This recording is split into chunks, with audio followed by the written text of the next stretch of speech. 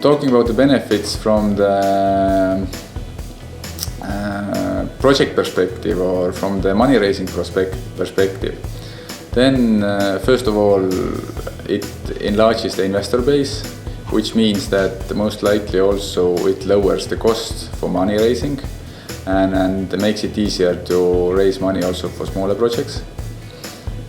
Second benefit, I would say, is related to all sorts of different angles to marketing and getting the feedback from the market to the project. I think the first and very clear example is that if the project where the money is raised is brought to the platform and the first feedback what the project receives is that is the money or will the money be raised or not, and if the amount is not raised, then it's probably a very clear feedback that this project does not have such a good perspective.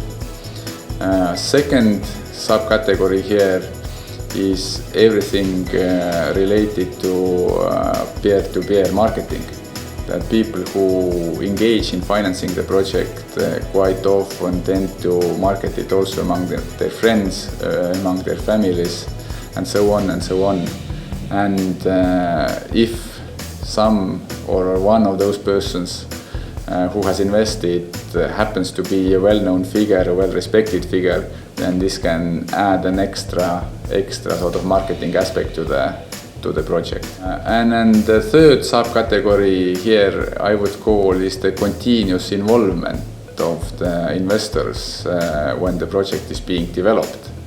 Often in the crowdfunding platforms and crowdfunding schemes, investors can actively participate in giving the feedback on the further stages of the project, how the project evolves and what should be the ultimate goals of the project. Talking about the potential risks from the project perspective or from the perspective of those who raise money for different projects, I would like to point out two main aspects.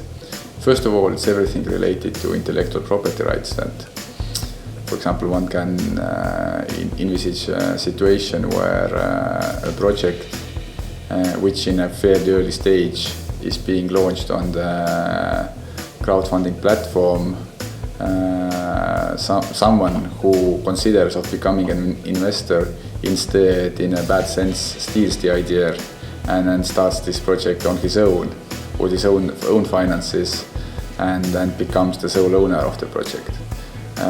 Risk number two I would like to point out is the relationship with a large number of investors. Quite often people tend to underestimate how difficult it is and how much time it takes to communicate, to send all sorts of necessary materials with a large number of investors. And in a crowdfunding platforms, most likely a number of people who raise money and who successfully raise money, for them it will be the first time when they start to deal with such a big number of investors. So sort of all the time it takes, all the necessary resources it takes, one must really consider them very carefully.